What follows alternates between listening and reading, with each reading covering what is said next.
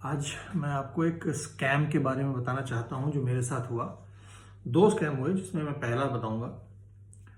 कई दिनों से एक कॉल आ रही थी, लोकल नंबर था।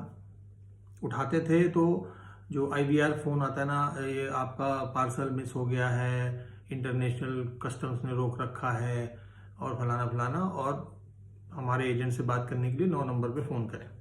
कई बार मेरे पास फ़ोन आया, मैंने इग्नोर कर दिया, पता नहीं क्या है। लेकिन जब लगातार 5-6 बार ये फ़ोन आया तो मुझे लगा यार पता नहीं भाई, चेक कर लेना चाहिए क्या कोई इंपॉर्टेंट चीज़ ना हो। तो भाई कभी डीएचएल कभी फेडेक्स करके फ़ोन आता था, मैं काट देता था। जब बहुत रोज़ ही आने लग गए तो मैंने एक दिन फ़ोन उठा लिया।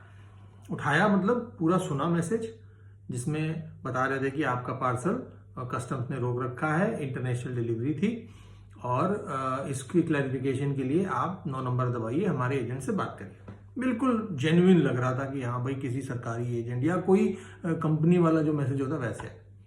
9 नंबर दबाया, एक मैसेज आया, बड़े मतलब प्रणाम वणाम करके उन्होंने बहुत सज्जनता से बात करी, समझाया कि आपका एक पार्सल रुका हुआ है। मैंने कहा भाई मैंने तो कोई पार्सल भेजा नहीं, मैं नहीं जानता हूँ कि कहाँ से मेरा कोई इंटरनेशनल कोई ऐसा वो भी। अच्छा, मेरे पास इंटरनेशनल इंपोर्ट एक्सपोर्ट का लाइसेंस है। मैंने कुछ सामान चाइना से कभी मंगवाया था पहले, तो उसके लिए लाइसेंस है। तो मैंने कहा भाई मेरे पास लाइसेंस है लेकिन मैंने कुछ ऐसा किया नहीं। अगले ने कहा देखिए आपके पार्सल जो आप भेज रहे थे हमने उसे चेक किया, उसके अंदर हमें कुछ स्टोलन आइडेंटिटी डॉक्यूमेंट्स और पासपोर्ट और पैन कार्ड और दुनिया भर का मिला है, और जिसके लिए क्लैरिफिकेशन के लिए, जिसकी वजह से उसे रोका गया, जिसकी क्लैरिफिकेशन के लिए आपको बुलाया गया। मतलब बुलाया गया मतलब कहाँ? तो कहते पार्सल आपको दिल्ली कस्टम्स ऑफिस ने रोक रखा है, आपको जाना पड़ेगा। मतलब कहाँ जाना पड़ेगा?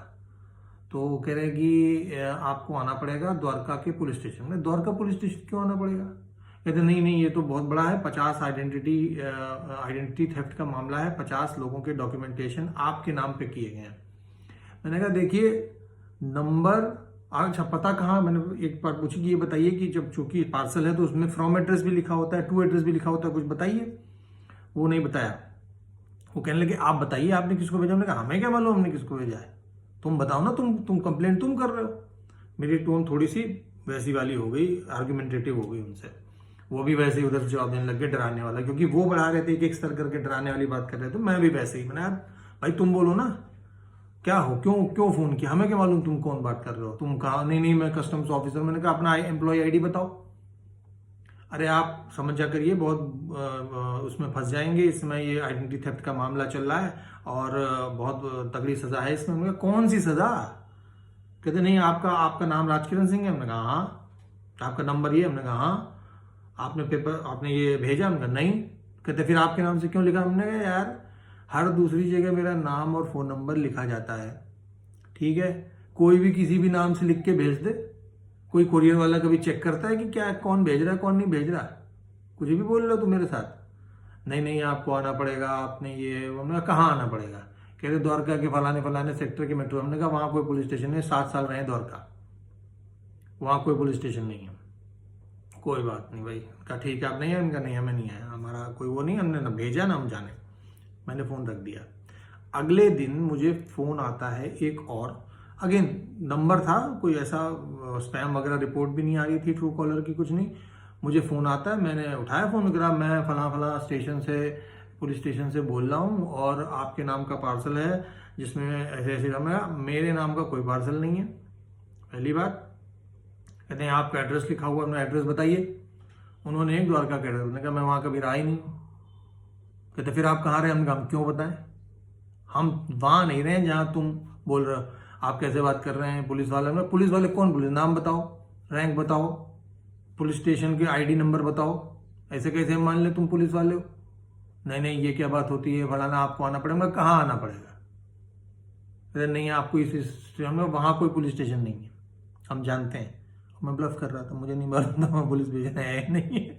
तो स्कैम, मैं ये इसलिए कह रहा हूं कि अगर तो थोड़ा भी डर गए आप पुलिस के नाम से और कुछ गड़बड़ होने के नाम, तब आप फंस गए। आप फिर उसमें, आप जनरली लोग डर जाते हैं, पुलिस का नाम आता है यार पता नहीं क्या कहाँ फंस जाएंगे।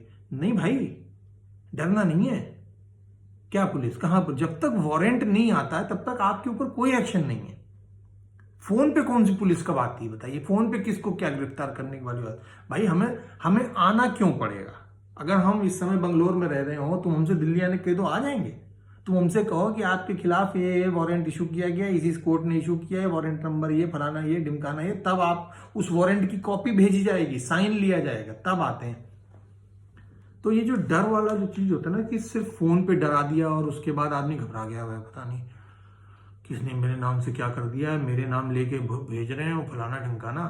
अरे आपका डॉक्यूमेंट, आधार कार्ड हर जगह तो दे रखा है, तो क्यों नहीं भेजेंगे? जो स्कैम करने बैठा है उसके पास तो डॉक्यूमेंट अवेलेबल है ही। स्कैम जैसे ही भनक पड़े कि यार कुछ गड़बड़ है, ये जबरदस्ती प्रेशर डाल रहा है, पहली बात तो सतर्क रहो। लगे कि ये प्रेशर डाल रहा है, तुरंत समझ जाओ कि अच्छा ये गड़बड़ है। किसी चीज के लिए एग्री नहीं करना है, मैंने कुछ नहीं किया भाई, क्योंकि आपकी जो भी इंफॉर्मेशन ली गई है ये सब पब्लिकली अवेलेबल है। आधार कार्ड पता नहीं किसको किसको फोटो कॉपी देते घूमते हैं सब लोग, पैन कार्ड की फोटो कॉपी दे, कहीं से उठाया जा सकता है। मेरे साथ ये हुआ, उसके बाद कोई फोन नहीं आया, पुलिस वाले भी गायब हो गए और फेडेक्स वाले भी गायब हो गए। अब वो हमसे क्या करते हैं, अच्छा आपको मामला दबाना है, ऐसा करिए इसी नंबर पे 5,000 रुपये भेज दीजिए, 10,000 रुपये भेज दीजिए। लोग पता नहीं लाखों भेजते चले जाते हैं, एक बार कोई फंस जाए बस डर में। तो अगर डर गए तो स्कैमर जीत जाएगा। मेरे साथ 2 स्कैम हुए, पहला ये, दूसरे और विभत्स बिल्कुल भयंकर, जिसमें हम भी डर गए थे। लेकिन मजाल, मैंने साला 1 रुपया खर्च किया किसी के ऊपर पैसा नहीं खर्च किया मैंने किसी पे। क्यों? क्योंकि मुझे पैसा ज्यादा प्यारा है स्कैमर जाए